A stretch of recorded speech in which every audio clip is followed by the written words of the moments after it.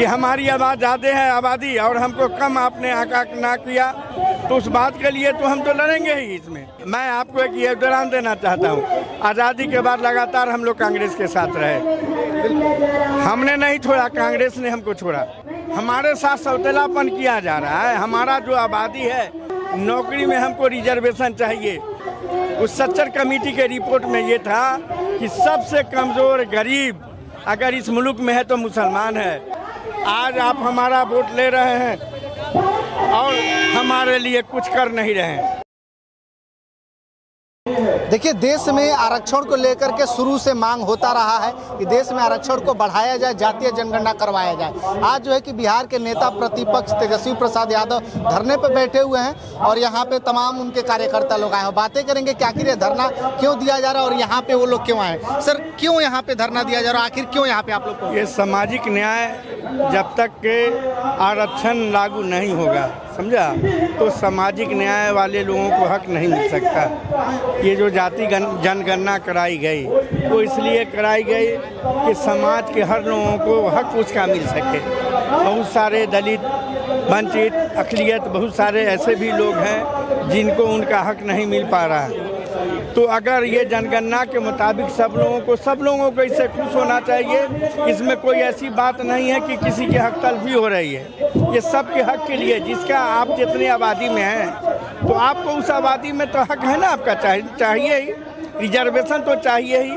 दरअसल यही मामला है, इस बात को लोग नहीं समझ पा रहे हैं। ये हक की लड़ाई है और सारी लोगों की लड़ाई है। अच्छा, जातीय जनगणना से क्या गरीबी खत्म हो जाएगी? नहीं, जातीय जनगणना से हम मान लिया कि बहुत सारे ऐसे लोग हैं जो रिजर्वेशन में नहीं है। अब मान लिया कि हमारी जो प्रतिशत है उस प्रतिशत को आप दिखा नहीं रहे हैं। आप उसको दिखाइएगा तभी ना आप हमारा हक दे पाएंगे। आप उसको दिखाइएगा नहीं। हम मान लिया अक़लियत यहाँ 20% लोग हैं। अब हमारे लिए हमारा जो जनगणना है उसको आप देखिएगा तभी ना हमारे लिए आप कुछ कर पाएंगे। जातीय जनगणना से जरूरी अगर गरीबी जनगणना होती तो शायद उनको और बेस्ट तरीके से मदद। ये जाति जनगणना पहले इसको आपको लाना ही पड़ेगा, इसको पेटल पर लाना ही पड़ेगा, समझा।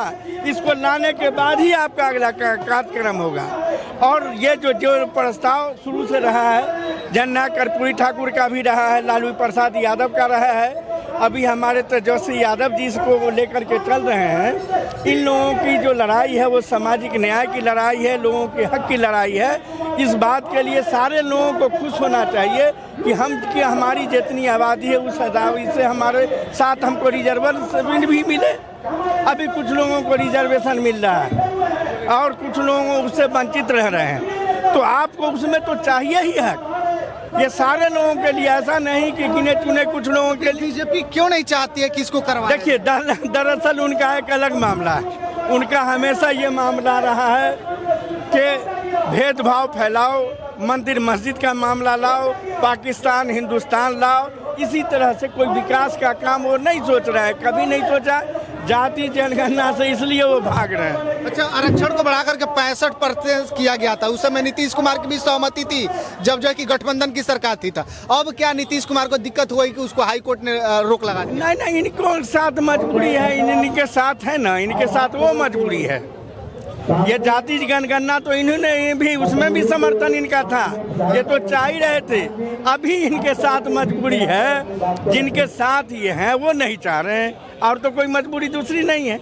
अच्छा, आप जिस धर्म से भी आते हो, अगर देखा जाए तो देश में बिहार में मुसलमानों की आबादी लगभग 18% है। तो अभी देखा जाए तो लोकसभा सीट में मात्र 2 ही सीट मुसलमानों को क्यों दिया गया था? आरजेडी को बढ़ाना चाहिए ना, जितनी आबादी उतना उनका भागी मिलना चाहिए। हाँ, आरजेडी ने ऐसा भेदभाव नहीं भेदभाव पैदा किया था। हम लोग अपने जिस पार्टी में उसमें से भी लड़ाई हम लोग कैसे नहीं लड़ेंगे कि आप जिस जनगणना की बात कर रहे हैं हमको आप भी हक दीजिए, इनसे तो लिया ही जाएगा। 14% यादव है तो उनको 8 सीट मिला और 18% मुस्लिम है तो केवल 2 सीट मिला। नहीं, तो उस बात के लिए तो हम लोग भी तो अपनी हक की लड़ाई, लेकिन जहाँ रहेंगे जो हक की लड़ाई कर रहे हैं उसी से न मांगेंगे, उसी से मांगेंगे। जहाँ पर हमको अगर इन्होंने हमारे सौतेलापन हमारे साथ किया तो हम वहाँ पर लड़ेंगे इनके साथ। आप जो सवाल उठाए बहुत सही सवाल उठाया है कि हमारी आबाद ज़्यादा है आबादी और हमको कम आपने आका ना किया, तो उस बात के लिए तो हम तो लड़ेंगे ही इसमें। लेकिन आपकी बात का कहाँ वैल्यू तवज्जो दिया जाता है? नहीं है। देखिए, हमारी बात का वैल्यू कैसे नहीं दिया जाए, हम तो पूंजी हैं इस पार्टी के। हम इस पार्टी के पूंजी हैं। कुछ लोग इधर उधर गए भी, जो समीकरण हमारा उसमें भी फूट पड़ा, लेकिन हम वफादारी के साथ हैं। उस बात को पार्टी को समझना पड़ेगा। मैं आपको एक योगदान देना चाहता हूँ।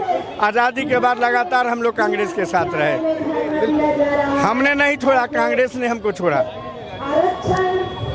देश में कांग्रेस को जो है कि आरक्षण मुसलमानों को आरक्षण नहीं मिलता है, अगर राज्य सरकार चाहे तो दे सकते, तो फिर आपको आरक्षण की क्यों जरूरत है, क्यों मांग कर रहे हैं? आप अभी तो खुद ही आपने बोला ना, हमारे साथ सौतेलापन किया जा रहा है। हमारा जो आबादी है उस आबादी में हमको जहां पर आप मान लिया कि एमपी में आपने टिकट दिया, एमएलए में टिकट दिया, नौकरी में हमको रिजर्वेशन चाहिए।